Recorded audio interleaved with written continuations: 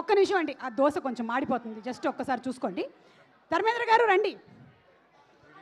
Edit simply super అండి, చింపేశారు అసలు, edit చాలా బాగుంది. అంటే అంటే సినిమా కాదు, మనం ఈ కట్స్ అన్నీ చూస్తుంటే అర్థమవుతున్నాయి కదా. సినిమా ఇంకా మనకి చూపించలేదు కానీ మీరు చూసేశారు కదా. ఎలా అనిపించింది మీకు? హలో అండి ఎవ్రీబడి. సినిమా అదిరిపోయిందండి. అదిరిపోయింది.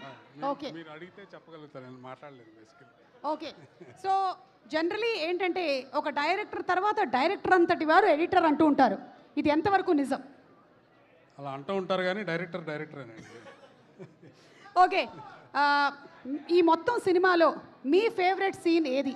మీరు చెప్పకుండా చెప్పాలి. దోశ అయిపోయిందండి.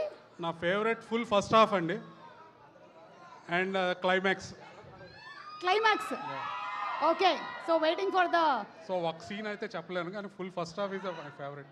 Okay, and climax also. అలాగే ధర్మేంద్ర గారికి తస్సదియ స్టెప్ అంటే చాలా ఇష్టం అని విన్నాము. ఆయన రిక్వెస్ట్ చేశారు, ఇవాళ ఆయనే వేస్తానని చెప్పారు. అంటే కొంచెం స్టేజ్ వీక్గా ఉంది కాబట్టి ఈరోజు వేయట్లేదు. అయితే మీకు ఒక దోశ ఇస్తాను, ఉండండి, తినేసి. అయిపోయిందా దోశ? నూనె ఎక్కువ వేశారా?